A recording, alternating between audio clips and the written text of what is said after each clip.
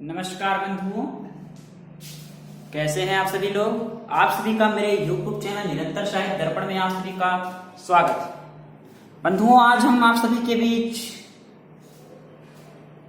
हिंदी भाषा और उसका विकास से संबंधित हिंदी की ऐतिहासिक पृष्ठभूमि से प्राचीन भारतीय आर्य भाषा काल में वैदिक संस्कृत की व्याकरणिक विशेषताएं आप सभी के बीच लेकर प्रस्तुत हूं। वैदिक संस्कृत की व्याकरणिक विशेषताएं। हाँ बंधुओं, वैदिक संस्कृत की व्याकरणिक विशेषताएं। वैदिक संस्कृत में दो स्वर दो प्रकार के हैं। कौन कौन से? मूल स्वर और संयुक्त स्वर। मूल स्वर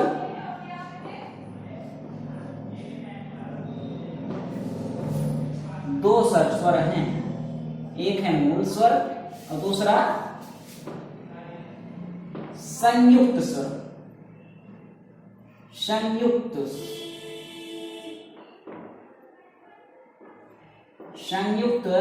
स्वर। पहला मूल स्वर है और दूसरा संयुक्त स्वर है। मूल स्वर जो है वो ये हो गए और ये हो गए, ये हो गए और ये हो गए। बंधुओं, इसके आगे भी है ऊ।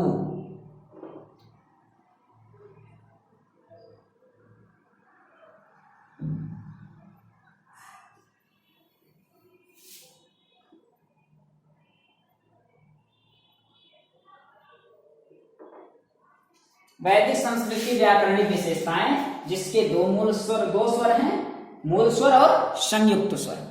मूल स्वर और संयुक्त स्वर में, मूल स्वर में ये स्वर आते हैं, ठीक है। अ आ इ उ री री, ये अपभ्रंश में आता है।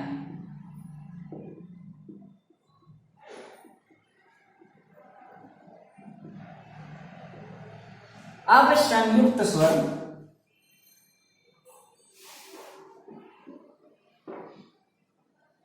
संयुक्त स्वर में क्या कौन कौन सी चीजें आती हैं बंधुओं? संयुक्त स्वर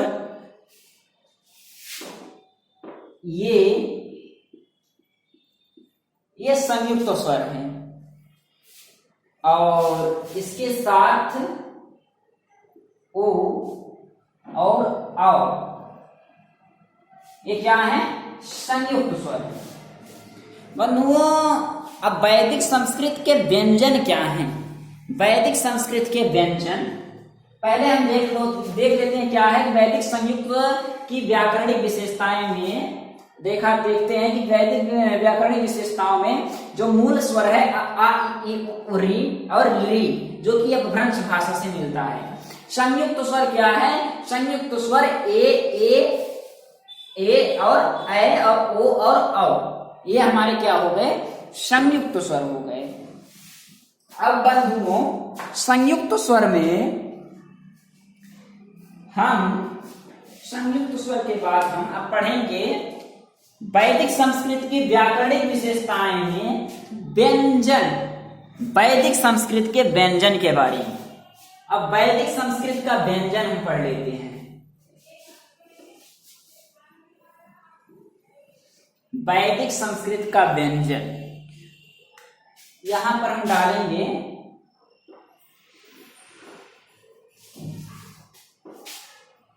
वैदिक संस्कृत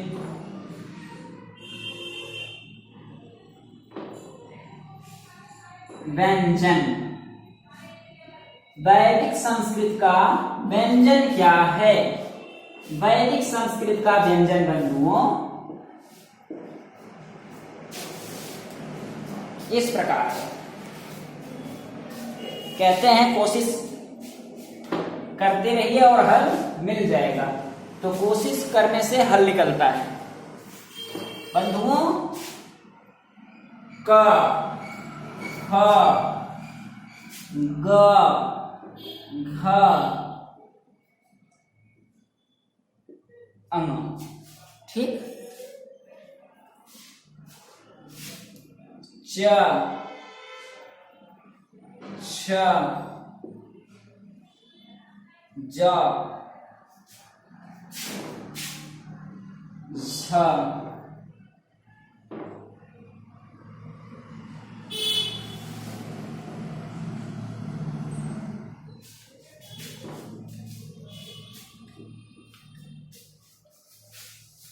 य,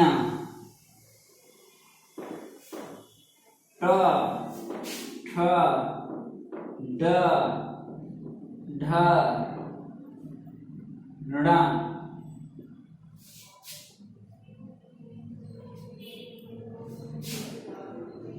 त, थ, द, ध और न,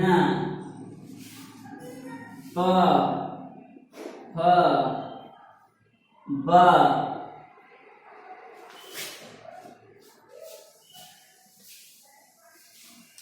भ,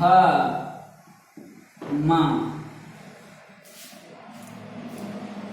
य, र, ल, व, ठीक है। श, श और श, ख और इसके बाद है ह और इसके बाद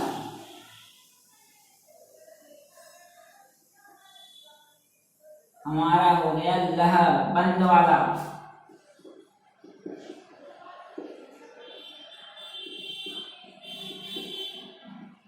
ठीक है, इसका बंद घर से कहेंगे, इसको हम आप बंद घर भी कह सकते हो। और एक हो गया लह, ठीक है, ये भी बंद घर वाला ही लह रहेगा।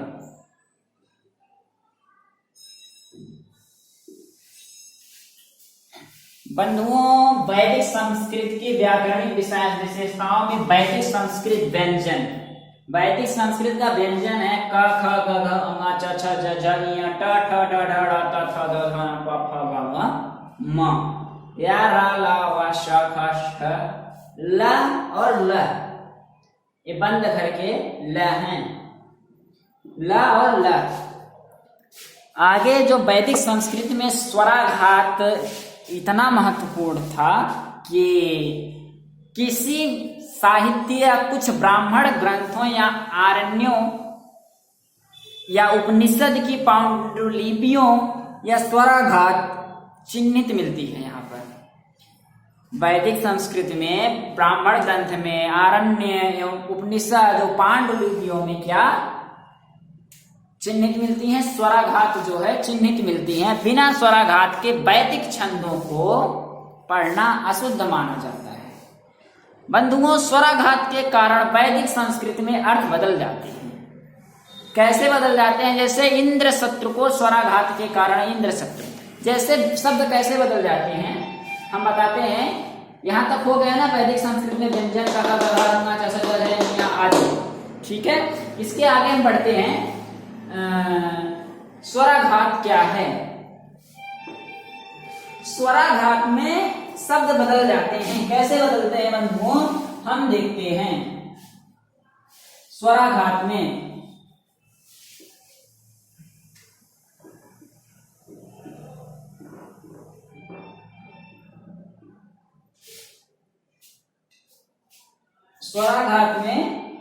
कैसे बदलते हैं स्वर? व्याकरणिक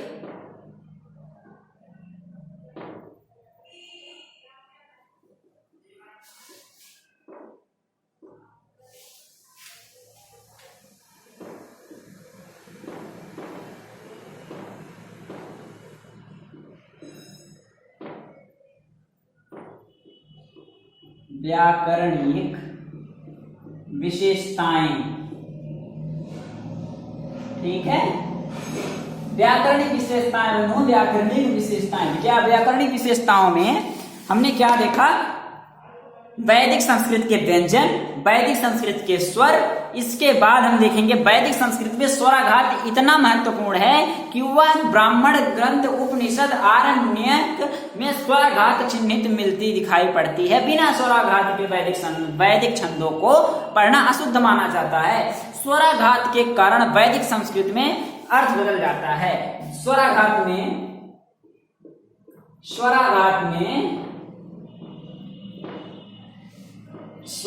में वैदिक संस्कृत का अर्थ बदल जाता है।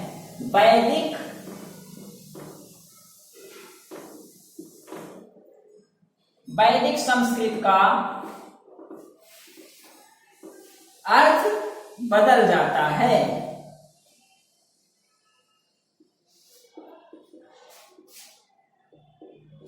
स्वराघात में वैदिक संस्कृत का अर्थ बदल जाता है। कैसे बदल जाता है बंधु? आओ हम इसको देखते हैं। जैसे इस इंद्र शत्रु एक शब्द लेते हैं, क्या है? इंद्र शत्रु। अब ये इंद्र शत्रु लिखा है, ये इस समय स्वराघात के कारण यह स्वराघात में है। अब इसको हम कैसे लिखेंगे? इसका अर्थ हम कैसे लिखेंगे? इंद्र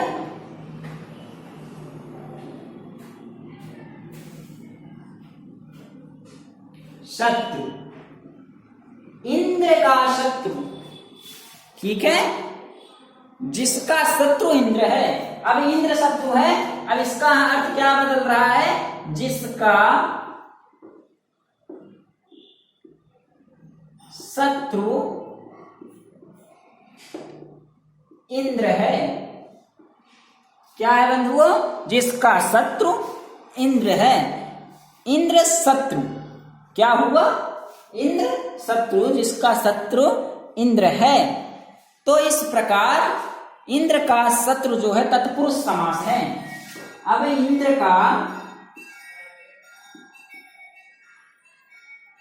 इंद्र शत्रु जो है, इंद्र का शत्रु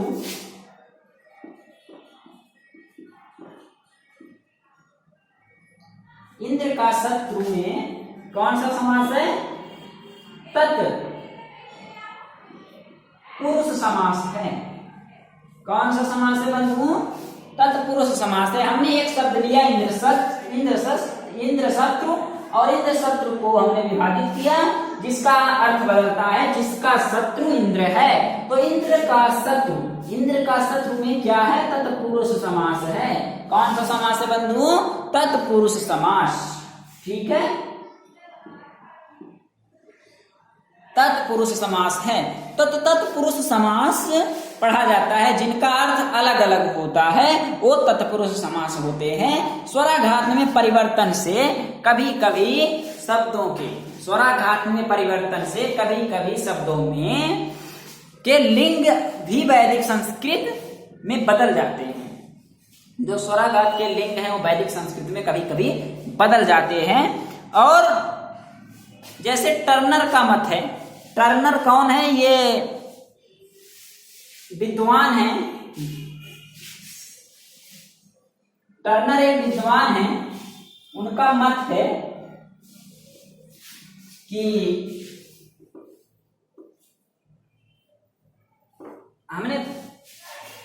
टर्नर एक विद्वान है बंधुओं। जैसे वैदिक संस्कृत में दोनों प्रकार का स्वराघात संगीतात्मक एवं बलात्मक उपलब्ध था।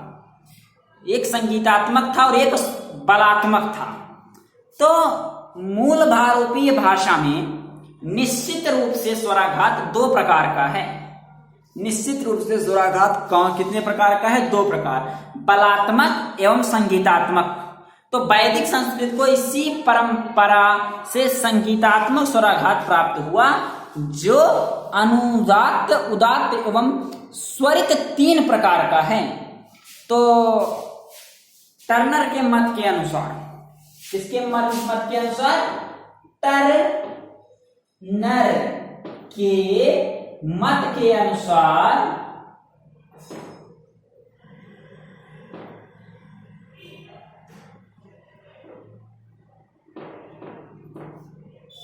टर्नर के मत के अनुसार वैदिक संस्कृत में दोनों प्रकार का स्वराघात है। वैदिक संस्कृत में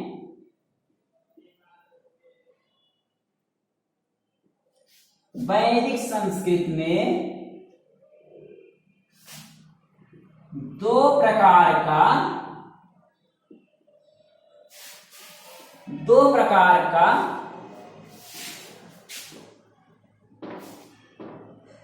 स्वराघात है।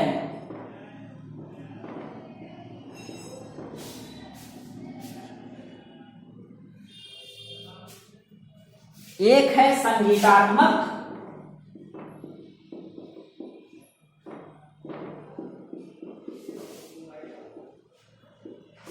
और दूसरा बलात्मक।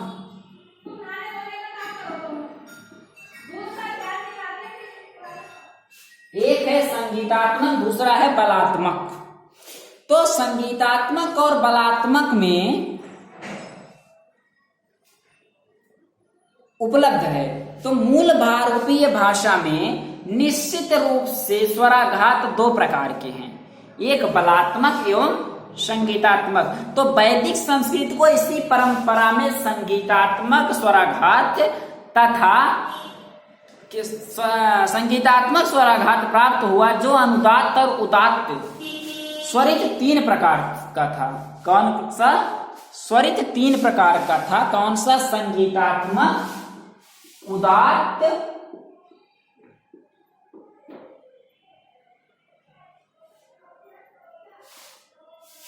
संगीतात्मक और उदात्त, और कौन सा था बंधुओं? अनुदात्त। ये तीन प्रकार का था वैदिक संस्कृति में। कौन सी संस्कृति में? वैदिक संस्कृति में।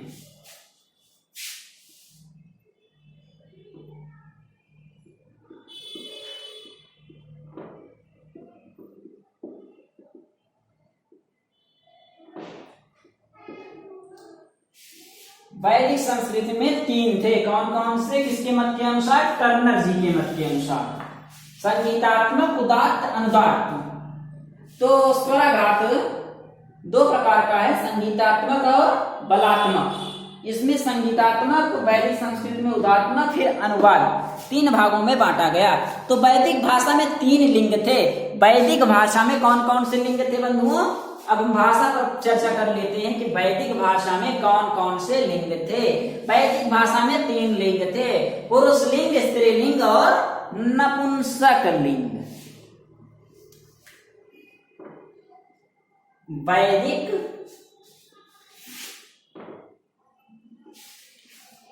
वैदिक भाषा में तीन लिंग थे।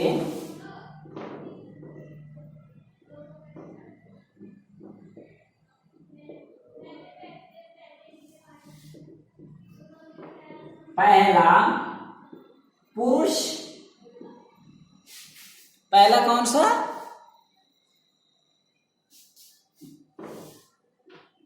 ये पुरुष या पुल्लिंग,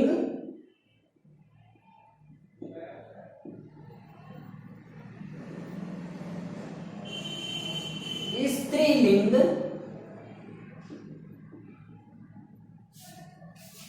दूसरा है स्त्रीलिंग,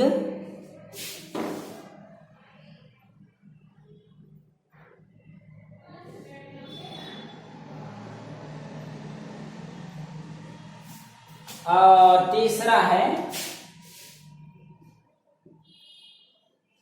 तीसरा क्या है बंधुओं बताओ? तीसरा है नपुंसक लिंग। नपुंसक लिंग, पुल्लिंग, स्त्रीलिंग और नपुंसक लिंग। ये वैदिक संस्कृति में, वैदिक भाषा में तीन लिंग हैं। वैदिक भाषा में कौन कौन से लिंग हैं? तीन लिंग हैं।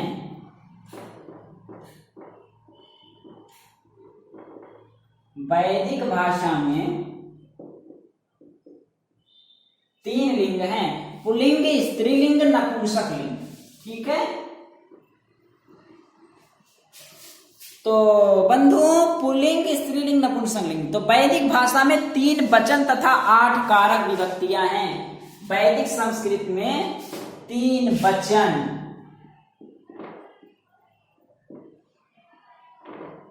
यह तो आप बचपन से पढ़ते आ रहे हैं। 3 वचन और 8 कारक विभक्ति। 8 कारक विभक्ति।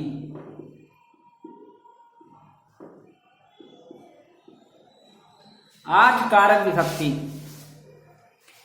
विशेषण के रूप में भी संज्ञा की तरह ही चलते हैं। किसकी तरह चलते हैं? विशेषणों के रूप में।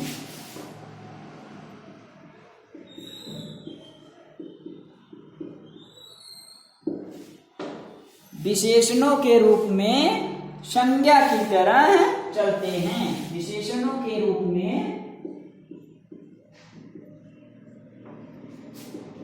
संज्ञा की तरह चलते हैं।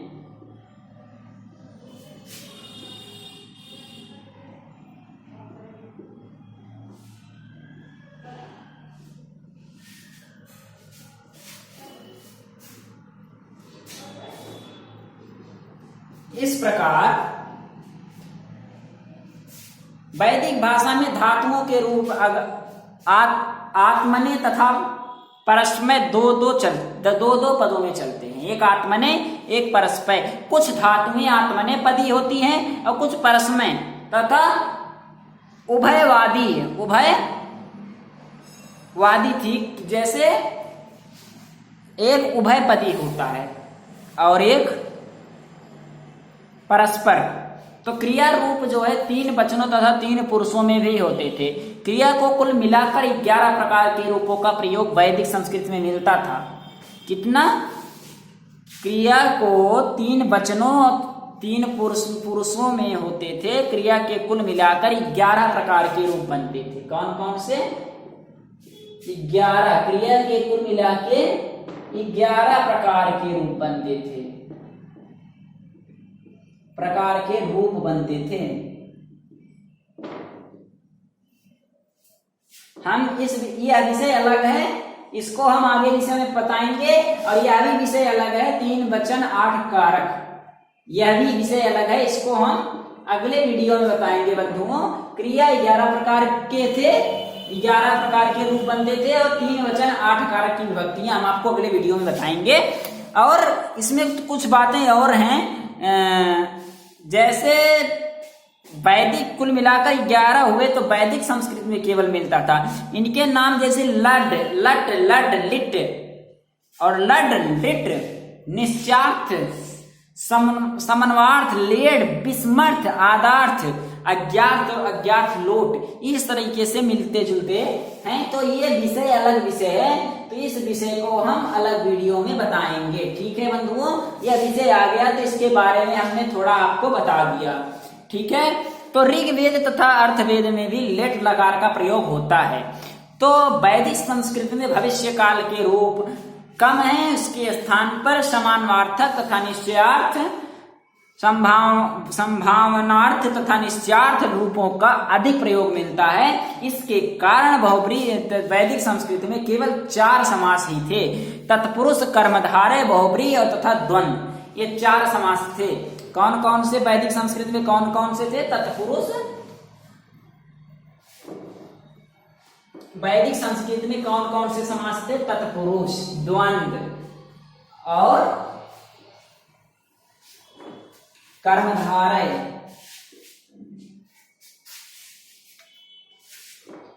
तत्पुरुष, कर्मधारय, द्वंद्व और तीसरा क्या है? चौथा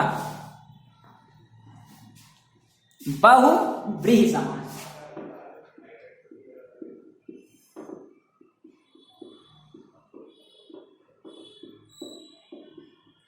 यह चार मिलते हैं। क्या मिलते हैं? वैदिक संस्कृत में।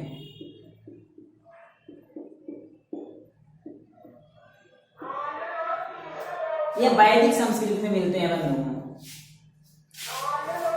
इसी प्रकार वैदिक संस्कृत में समास रचना की मूल प्रवृत्तियां हैं। भाषा वैदिक संस्कृत में आई और वैदिक संस्कृत से समास केवल 2 शब्दों में ही बनते थे और अधिक शब्दों से समास बनने की प्रवृत्ति वैदिक काल में नहीं, लौकिक संस्कृत में मिलती है। अधिक समास बनते हैं वैदिक भाषा में, लौकिक संस्कृत में। यानी कि वैदिक भाषा में मूल भारोपीय भाषा भी महाप्राण व्यंजन ध्वनियों में संभवतः मिलती जुलती दिखाई देती हैं।